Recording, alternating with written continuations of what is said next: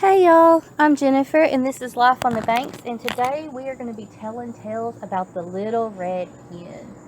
And I'm out on my front porch again because the days are going to start getting cooler and shorter and we're going to start heading into winter, so there might not be too many more of these front porch sitting days left. But like I said, today we're telling tales and I have my little bit and my bug. Yay! And we're going to hear a good story. So y'all ready? Let's get to it. Ready? Yeah. Okay.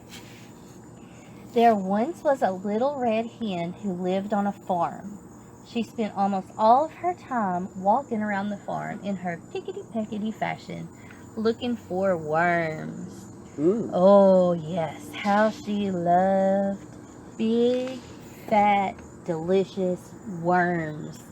And her babies did too. Whenever she found a worm, she would call cluck, cluck, cluck, cluck, cluck, cluck, cluck to her little chicks. And when they gathered around her, she would hand out little bits of food to her chicks. And she was a busy little red hen. Now, there was a cat who would nap in the barn door. She was so lazy, she wouldn't even bother to chase the rat. And this left the rat to have the run of the place and just do whatever he wanted. Oh, there's a fly on your head. Hang on. That's not part of the story. Hi.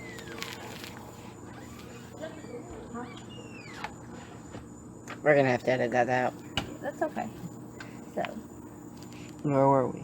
there was a cat who loved to nap in the barn door. She was so lazy, she wouldn't even bother to chase the rat.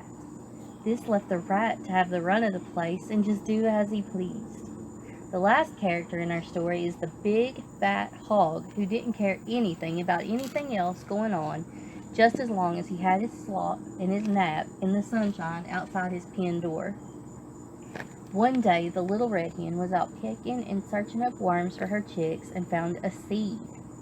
It was a wheat seed, but the little red hen had never seen one before and she didn't know. She figured this might be some new and delicious sort of a bug. We know a bug, don't we? Yeah. She very gently took a tiny little nibble and spit it right back out. This was not a worm or a bug or any kind of anything she wanted to eat. But still, little red hen really was a curious girl, and she wanted to make sure this wasn't something that was going to hurt her babies. So she picked it up in her beak and started packing it around, asking the other animals if they knew what it might be. After a bit, she found it was a wheat seed, and that if planted, it would grow and ripen, made into flour, and then the flour made into bread. Well, when she heard that, she knew it ought to be planted. But she was just so busy finding food for her and her family that she just didn't think she could ever find the time to manage that wheat seed. She thought of the pig, who must be bored just laying around snoring all the time, and about the cat, who had nothing else to do, and the big old rat with all his free time. And she called out loudly, "Who will plant the seed?" But the pig said, "Not me." And the cat said, "Not me." And the rat said, Not me. "Not me." "Well, all right then," said the little red hen. "I reckon I will." And she did. Summer days grew longer and hotter, and the little red hen kept herself busy scratching up worms and feeding her chicks. The days are getting hotter. They must be in Kentucky. Yeah, for real. You know, I don't know where that fall weather is yet, but people keep Exactly. saying it's coming. We ain't gonna get cool days until spring. Fall in the south is just another version of summer, isn't it? Mm-hmm. That is correct. Alright, so the summer days grew longer and hotter, and the little red hen kept herself busy scratching up worms and feeding her chicks. The pig grew fat, the cat grew fat, and the rat grew fat. And the wheat grew too, tall and ready for harvest. When little red hen happened to notice how big and tall the wheat was, she knew it must be ripe. She ran about calling, "Who will cut the wheat?" The pig said, "Not me." And the cat said, "Not me." And the rat said, Not me. "Not me." "All right then," said the little red hen. "I reckon I'll do it." And she did. She got the sickle from the barn and she cut down the wheat. There on the ground was the wheat, ready to be gathered and threshed. But the smallest and the fluffiest of Mrs. Hen's chicks set up a peep, peep, peeping in his cute little way, letting his mama know it was time to eat.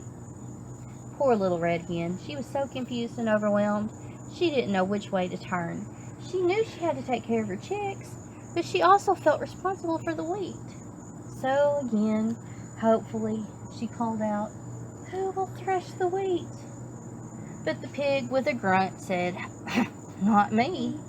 And the cat with a meow said, "Not me." And the rat with a squeak said, "Not me." So the little red hen, looking rather discouraged, said, "Well, I reckon I will then." And she did.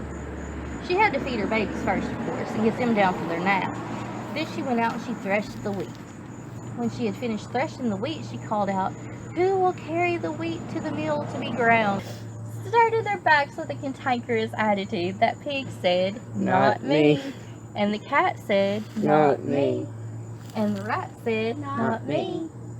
So the only thing the good little red hen could do was say, "I reckon I will then." And she did. Carrying the sack of wheat, she headed off to the mill. There she had the miller grind the wheat into flour. She loaded up her sack of flour and started her way back to the farm in her little pickety-peckety fashion. She even managed to catch a big fat worm here and there, and had one saved for the babies when she got home.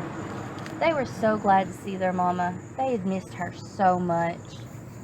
After this really, really hard day, Little Red Hen went to roost even earlier than she usually did. The sun hadn't even started to set before she was all tucked into her coop. She was plumb tuckered out. She would have liked to sleep in the next morning, but her chicks, peep, peep, peeping, along with all the other farm sounds, woke her up at the break of day. She hadn't even gotten her eyes open when it popped into her head that today that wheat must, somehow, be baked into bread. Now, she was not in the habit of making bread, being a chicken and all, but anyone can make bread if and he and she follows the recipe as written, and she knew perfectly well that she could do it if need be. So after her children were fed and ready for the day, she hunted up the pig, the cat, and the rat. Still sure that they would surely help her at some point, she sang out, "Hey y'all, who will help me make the bread?" But once again, her hopes were shattered. The pig said, "Not me." The cat said, "Not me." And the rat said, "Not me." And the little red hen pulled up her breeches and said once more, "Well, I reckon I will then." And she did. Knowing that she should have seen it coming the whole time, that she would have to do it all herself, she went and put on her apron and she straightened her feathers. First of all, she mixed the dough and let it rise. When it was time, she brought out the breadboard and the loaf pans, shaped the bread, divided it into loaves, and put them in the oven to bake. All the while, the cat sat lazily by, giggling and chuckling and cleaning her ears. Not far away, the rat admired his reflection in a puddle. Off in the distance, the snores of the dozing pig rang out over the farmyard. At long last, the great moment arrived. A delicious smell drifted through on the autumn breeze. All over the farm, the animals were lifting their heads and sniffing the smell of the fresh bread. The red hen made her pickety-peckety way towards the oven. Even though she appeared to be absolutely calm, inside she was dancing and singing. This was her moment. She did all that work on this wonderful bread, and now it was time to see the fruits of her labor. It's no wonder she was the most excited animal on the farm.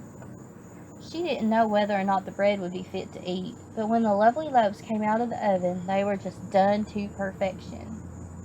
Well then, just because she got in the habit, the hen called out, "Who will eat the bread?"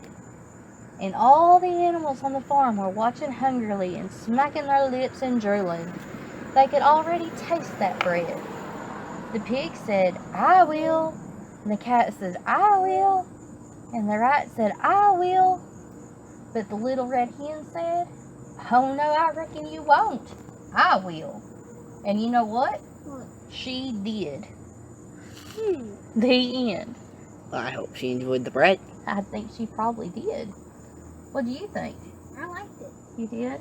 What would you have done? Would you have shared your bread? No. No? You wouldn't? Mm-mm. They didn't help. They don't get the reward. Right? Gotta do your part. Mm-hmm. I would just like wait until you guys will have to clean the dishes, and then you can have the bread. And then you can have some bread? That's a good plan. Make them actually do some work for it. Yeah. Yeah. And I see your point, too. If I actually did Connor's thing, I would tell them to clean the dishes and then they get bread. And then not give them bread. Ah, Alexander. Oh.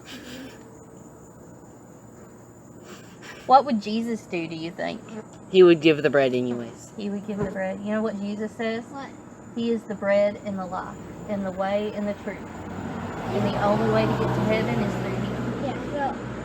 So even if they didn't help, you still give it to me. That's right. Mm. I would Bug share my on me. bread. Don't like the flies being all on me and stuff. Hey, I'm a bug. You are a bug. You gonna go buzz around Alex's head? No. No. All right. Good choice. So what do you guys think of the story, I though? liked it. I thoroughly enjoyed that story. I did too. You think it's time to sign off? No. No? Well, You guys ready to go get some supper? We might have some bread for supper. Yeah. I think we're gonna have garlic bread for supper. Woo! Garlic bread. Maybe one day next week we could bake our own bread. That would be nice. Yeah. Bye.